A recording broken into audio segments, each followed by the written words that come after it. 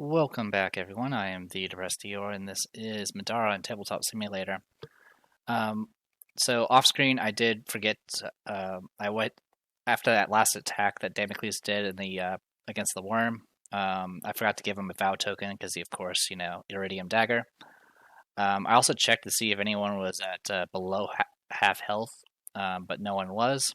So their HP is what they have right now. We did succeed. We didn't do 300 damage, but we did last 5 rounds, and that apparently gave us 8 time tokens for whatever's coming up next. Our next story bit here is Retreating Worm, page 271. Alright.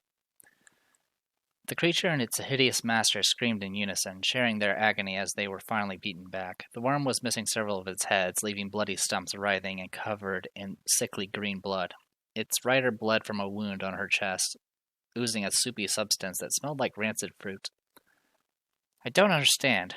Alana sounded dazed as she retreated against a wall. You shouldn't have been able to get through those doors. Kill her! Justice screamed. We can't allow her to continue hunting people. All this time, we've been dragging our way through a city trying to kill us. If we didn't have my magic, we'd never get out. We can't let other people die here. Alana's eyes went wide as they settled on Justice's book. You're a mage. You're the one opening the doors. When we meet again, I'll be sure to kill you first. The worm lashed out with its massive tail and toppled both Zeke and Rook as they approached. Alana hopped onto its back a second later. Before any of them could stop her, the pair vanished into the ceiling. Face me, Justice shouted up after her. If I see you again, I'm going to blow you to pieces. Zeke made his way over to her and placed a hand on her shoulder. Hey, we did good. We kicked her ass. Justice swung around and hugged him, blinking back sweat from her eyes. Yeah, we did. I wish we could have killed her, though. She could be leaving to hurt more people. Let's go, Damocles demanded. There's no point in standing here celebrating. He strode away, leaving the others to scramble to catch up. The abandoned camp was much as they left it the day before, but the most important detail is missing: Nightingale. Rook felt his heart drop. Hundreds of horrifying scenarios ran through his mind all at once. She's not here. Rook's voice was steady despite his emotions. He wouldn't let fear take over. He had to push through it. Wherever Nightingale went, we need to find her. Let's go. Rook, Zeke said slowly. I want to find her as much as you do, trust me. But we can't keep going. Most of us haven't slept at all. I think I'm seeing double, and even Damocles looks like he's going to fall over. Zeke glanced at Damocles, who glared back but didn't argue. We have to rest, even if it's just for a few hours. We're not strong enough to stand up against anything that tries to stop us, and you know something will. Rook didn't answer. He turned his back to the others and headed to one of the bedrolls that was still on the ground. He could hear the others shuffling silently behind him as he sat. He grabbed the pendant around his neck. At his touch, the whole thing started glowing. A moment later, Suri appeared in the air beside him. She paused momentarily, taken aback. Your expedition appears to have encountered ill fortune. Understatement of the year, Zeke muttered with a sigh as he sat down to rest. Rook ignored him. Suri, we made it to camp, but Nightingale's missing. I'm worried she's in danger. Well, Suri wrapped her arms around Rook as he rested. I'm glad you are intelligent enough to rest rather than trying to find her, given your injuries. Suri smiled gently at him. Zeke raised a smug eyebrow at Rook, who looked back at him with a flat stare. Suri didn't seem to notice the exchange. Flag check, key defeat. Also, I forgot to check Pop It Be Gone, which I did off screen. Key defeat is unchecked for us. Alright, it is unchecked, so we go to Robed Figures, page 276. Boop, boop, boo. Boop, boop, boo, doo, boo. Alright. Robed Figures. Come on, Nightingale called, her agitation growing. You've got to keep up with me. Breeze had been quick on her feet on the surface, faster than Nightingale could have matched, but the deeper they went, the slower she became. Nightingale didn't want to get separated. Every fork and doorway required Breeze's help. Despite her slow pace, she knew exactly where they were going.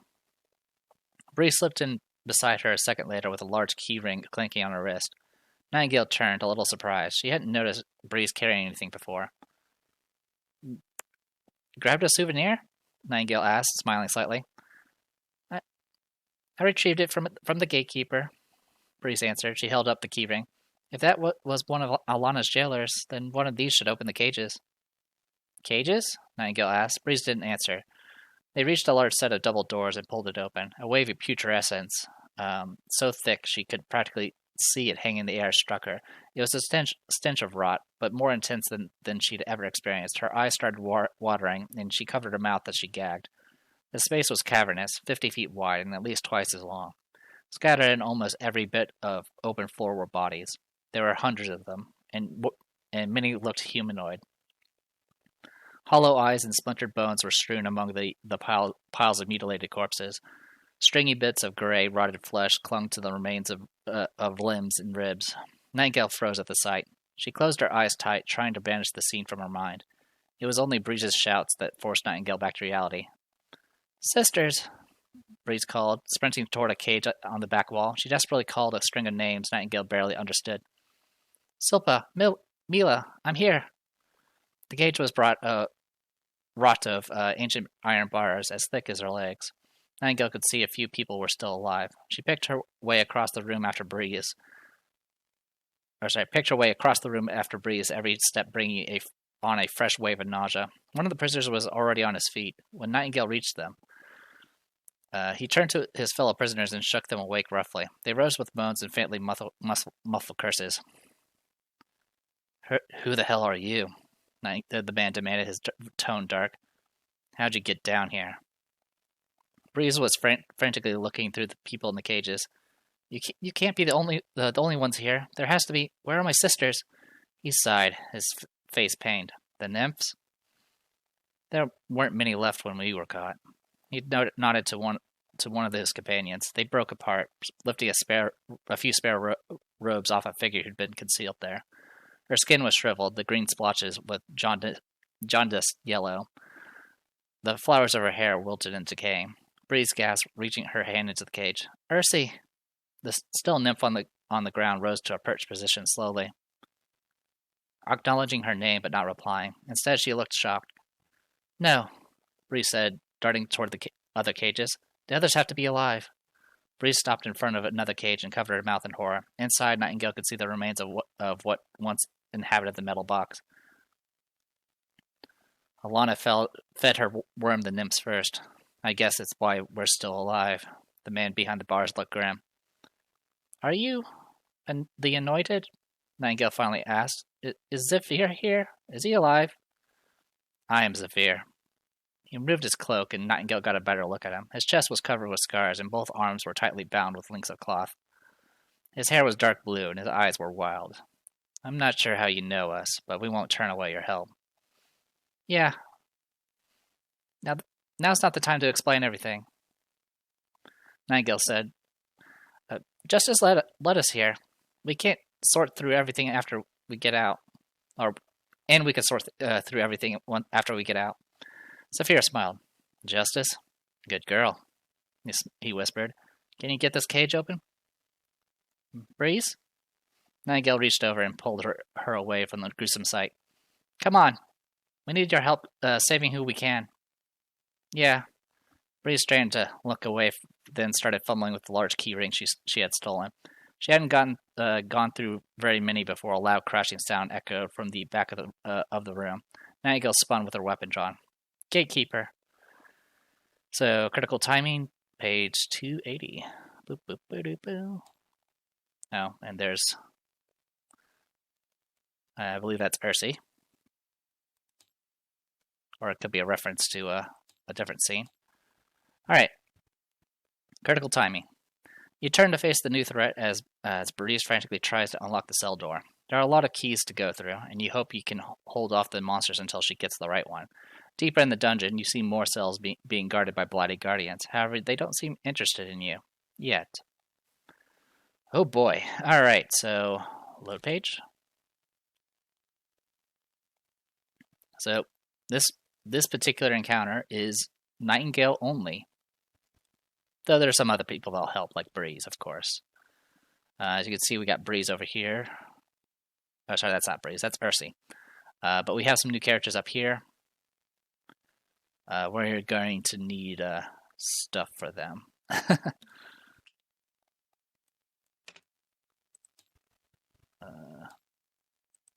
There you go. Copy. Paste. And paste. There you go.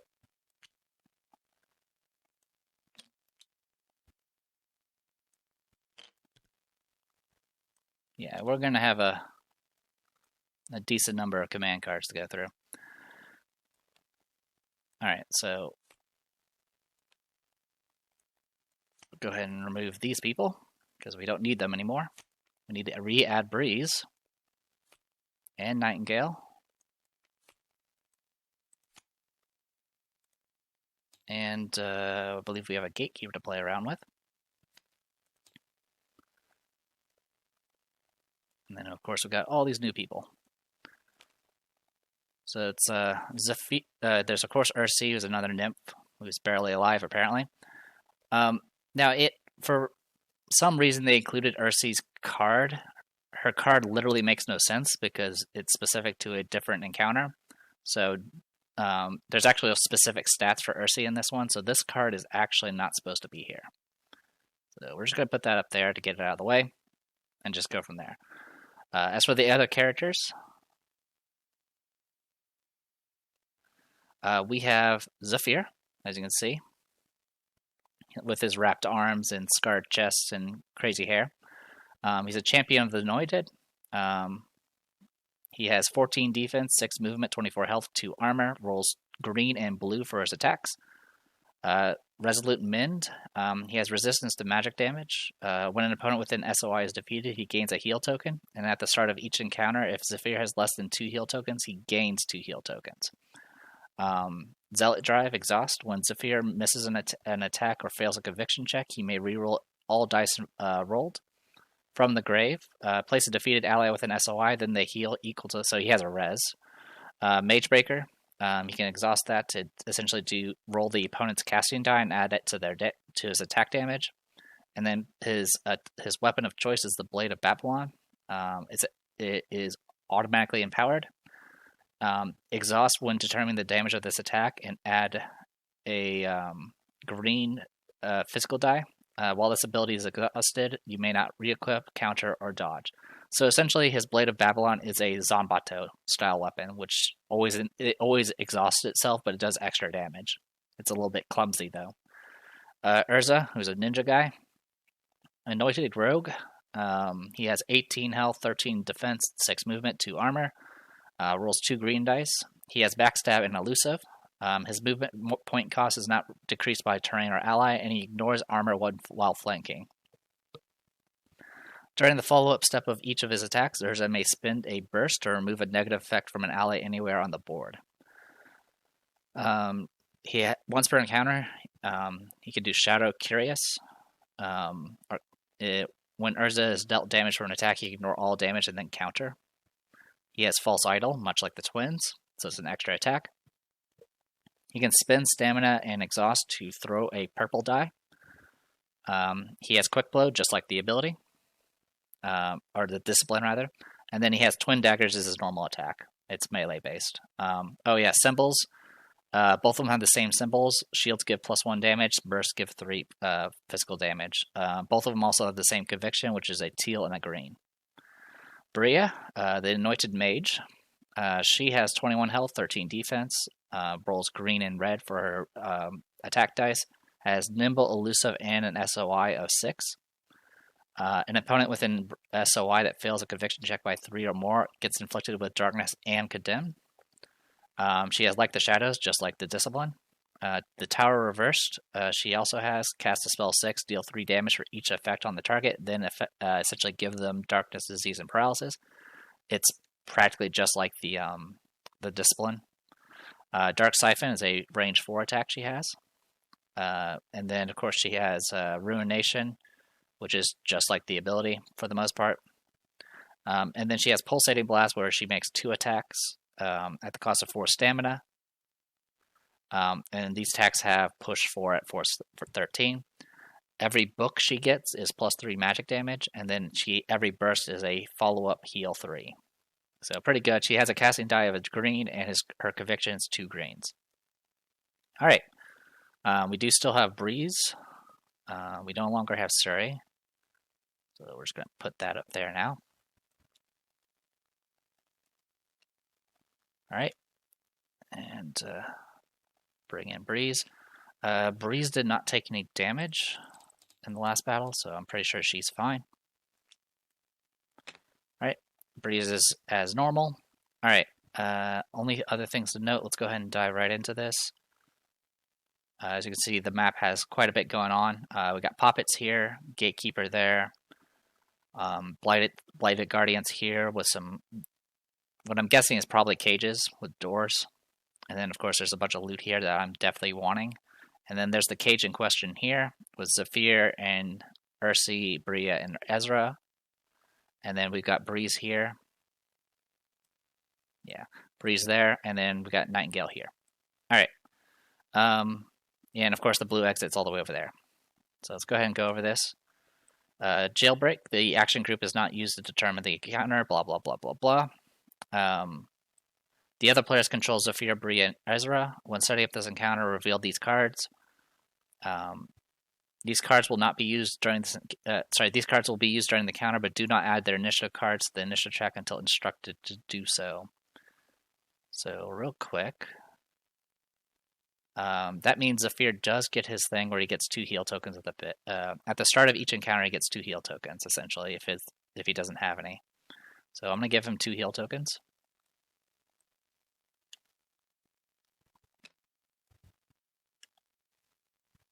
Go ahead and go with, and that'll be it for that. All right.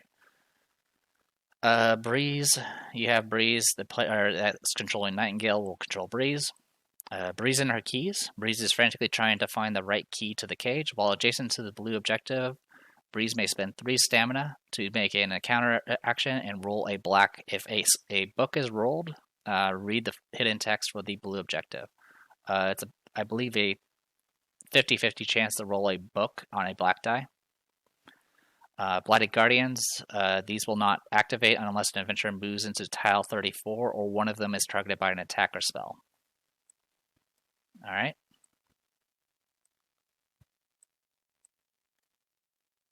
But I do believe they're still on the initiative track. So we need to add them as well. Alright. Get them up and running. Captives, 4 individuals are trapped inside the cage. They can't activate, be targeted, or affect the game board until freed. And then we have the timer thing, which is we have to hurry. At the end of every round, this time it's the end of every round, add a time token to the back of the initiative track. When you have the same total number of time tokens as you gained in the previous encounter, Cannon Worms, read the following. Okay. And then time sensitive, stuff will happen as time progresses. Red, green, and yellow objectives, these represent cage doors. While an adventurer is adjacent to an obstructing terrain token with one of these objectives on it, they may make an encounter action to read the following hidden text. And then there's the blue objective. It says blue object. Wait, is that right?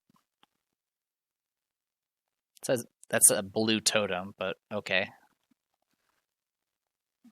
Yeah, there's no totems here, so that's kind of weird. All right. I think that's everything. We do not add the others on the initiative track until we're told to. So with that, I don't think there's anything else to point out. So I'm going to go ahead and call it a video here. And when we come back, I'll have Nightingale set up and we can dive right into this. I'll have to make note of everyone's health because it does carry over. So until then, I am the Depressed Hero. This is Middara on Tabletop Simulator. See you guys next time.